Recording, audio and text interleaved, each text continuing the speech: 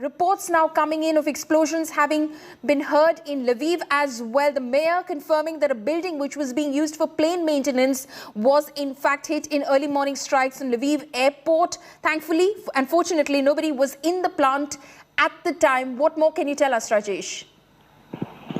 Look, as I've been saying before, the Russian plan has been to increase their ground offensive in the east and south of Ukraine. And at the same time, they would keep pressure on Ukraine by bombarding cities in the west, including Lviv and Ivano-Franko area. So this is just a part of that strategy. And also, let me tell you that some of these buildings, either they are some kind of storage facilities, or they are housing some kind of military equipment or military personnel or personnel from the militia. And that could be one reason this facility has been hit. And yes, this is the news right now. So is that the planned strategy? Is that the strategy as far as the Russians are concerned? Like you said, that it could be in fact housing some militia, because of which it was possible that this particular plant for maintenance of planes was in fact struck by the Russians. Look, as I said, yes, this is a strategy Russians have been following for last now almost 10 days. They are increasing their ground offensive in the east and south, and they have been carrying out missile attack in the west. In Lviv, we saw another facility, training facility, which was hit a few days back, very close to the Polish border, and which was, as per them, was housing foreign fighters. And similarly, this facility was some kind of a maintenance facility, which has to either could have a dual use for civilians as well as for military, but certainly it was also to do something with the military operations as well. And that is probably the reason they chose this target to strike. Right, Rajesh, what can you give us in terms of a sense of the ground situation in Ukraine today? Look, I'm Kyiv right now, and I'm in the center of Kyiv. I'll just turn my camera around to show you around. It's absolute quiet here, silence like nobody lives here. This is the center of Kyiv, the heart of Kyiv city, and Kyiv is the heart of Ukraine. Absolute silence, no noise whatsoever, hardly any people around, hardly any traffic around, total quiet. So, and let me tell you, there has been no airstrikes or any missile strikes in Kyiv now for almost 48 hours. So I think that is also a part of strategy, because right now Russian army, as per sources, is busy stocking up their supplies and their spare parts, their ammunition on the outskirts of Kyiv, so that when they go for the operations, they can go whole hog and they can go for a major ground offensive against Kyiv. Over to you. Right. Rajesh, thank you so much for bringing us all of those live updates and details from Ukraine. Rajesh Pawar, they're reporting consistently from the battleground. Thank you so much for joining us, Rajesh. Now, as Ukraine continues to fight back, Ukrainian boxing legend Vladimir Klitschko has now vowed to fight against mighty Russia. As Ukraine grows its resistance force, the Olympic gold medalist has called for isolation of Russia from all sporting events. His brother, Vitaly Klitschko, who is now the mayor of Kiev, is also fighting alongside his brother Vladimir. Take a look at this report.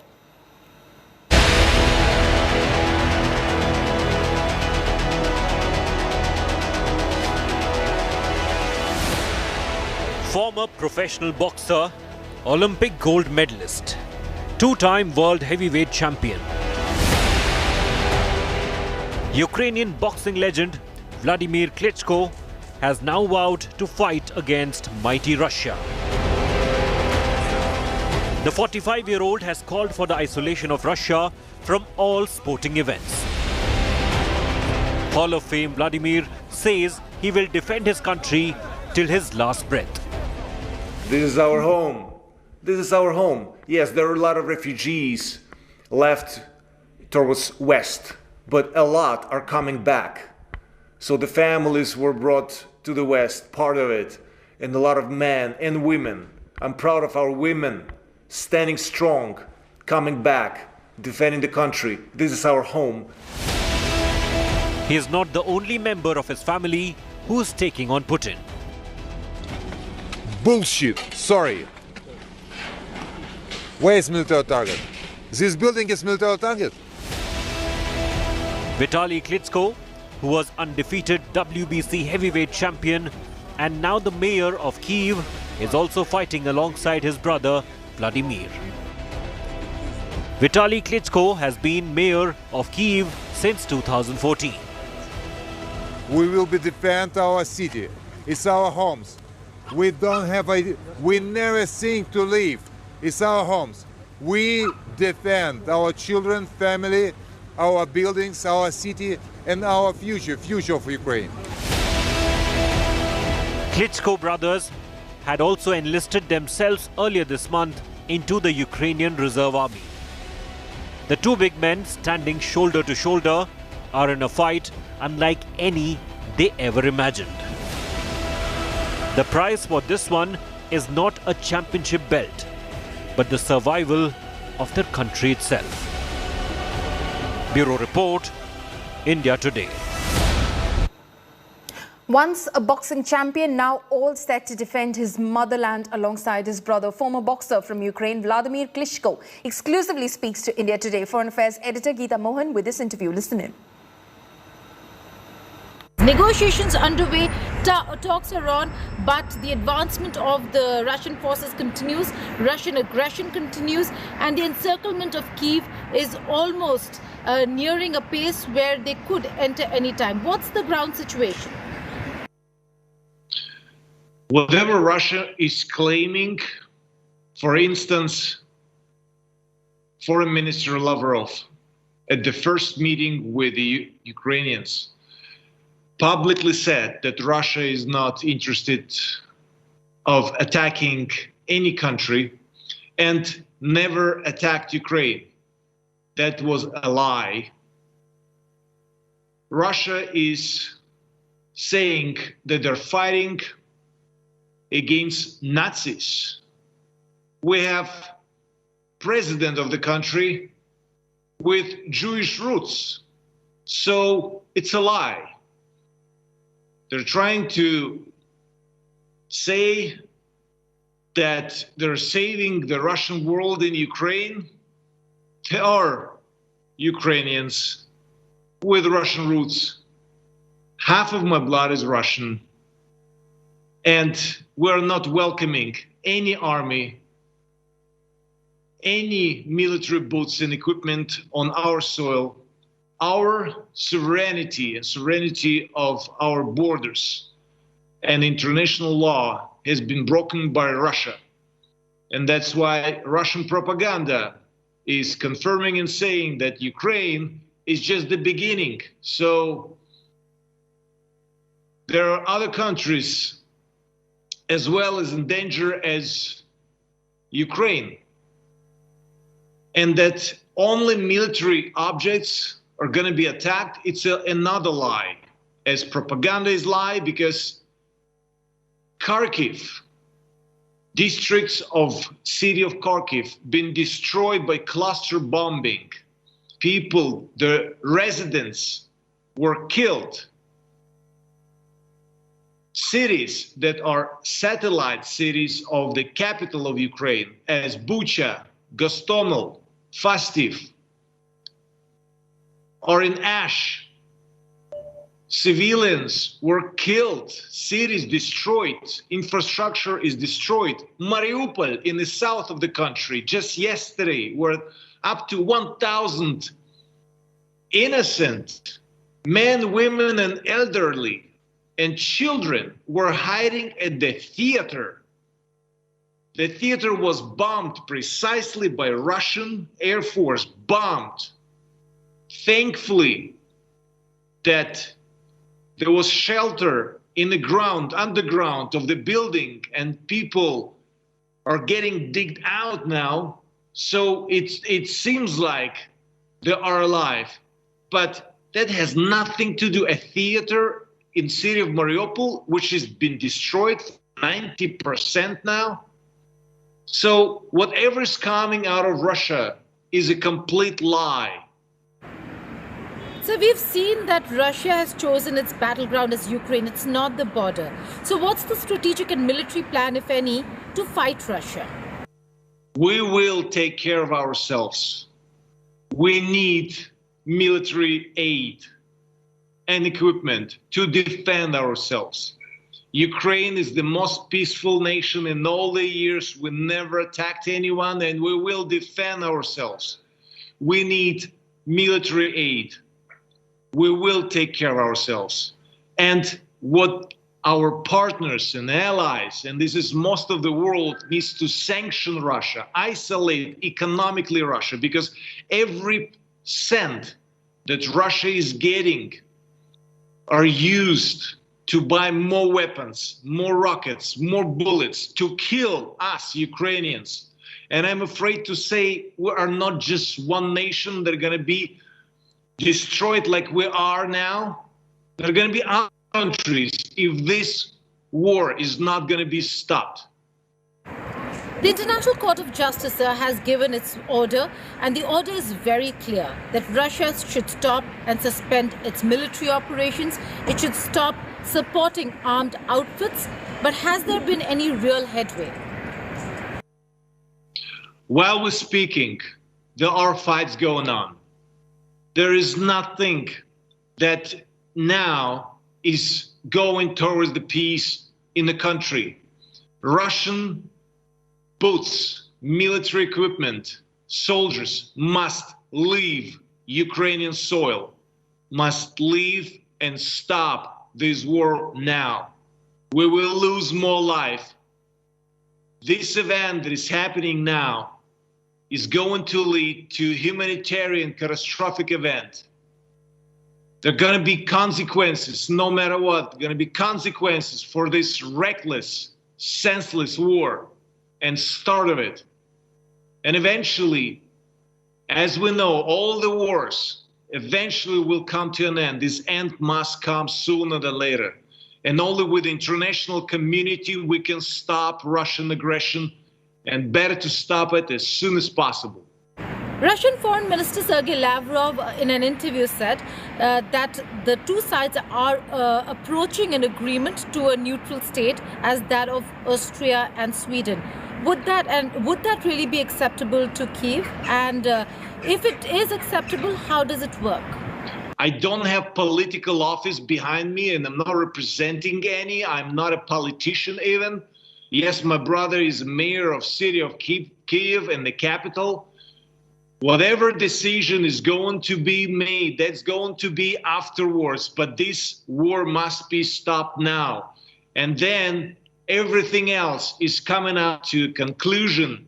But now, one more time, while we're speaking, there are getting human lives lost. That must be stopped now. This war must stop now. Russian army must go home and leave Ukrainian soil. The bigger question over here also, Amir, is that while the Ukrainian side has been seeking a no-fly zone over Ukraine, NATO has not paid heed to President Zelensky's calls. Has NATO been a letdown? Has NATO let Ukraine down? There is no fly zone yet. And we know what? We're going to take care of ourselves and going to make our own no-fly zone. We just need in this case, our allies, military equipment. We're going to take care of ourselves and going to take care of our sky and going to take care of everything that we have in the country. We have enough manpower. We can do it. What we need is the equipment. What we need, humanitarian help, military equipment in this case, and we need humanitarian help because we are getting close to complete destruction and an event that is not going to be good for all the civilians in the country. And this is going to be very dangerous for the rest of the world. We need to stop this war now. Would you call it a strategic miscalculation to go ahead and take on Russia without absolute assurance of military intervention by the West? Or was the assurance not really lived up to by the West? What's the true story here? It's not just the West. It's just a complete mistake. What Russia has started, this war, and Russia is lying to its own people in Russia. Soldiers that has been captured don't know why even they need this war. There are no nationalist Nazis in this country. We are a progressive country. We are a free country. We are a country that has been developed since the Soviet Union broke apart, but only imperialistic ambitions made this one madman in Moscow attack Ukraine and start this senseless war. There is no miscalculation. It's just madness. Madness to start it. And the consequence is going to be severe for all the parties involved, including mostly Russia. Is this a betrayal by NATO, particularly the United States of America, for not really intervening militarily, even if that means escalation, while they see and are silent spectators and Ukrainians are dying at the hands of Russians? Listen, there is international law.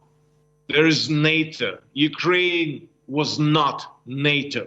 NATO cannot get on the Ukrainian soil. There is a law that has been broken. International law has been broken. I repeat it one more time. After Second World War and after Ukraine gave up nukes, nuclear weapons, for sovereignty of our borders, we gave up nuclear weapons for sovereignty of our borders.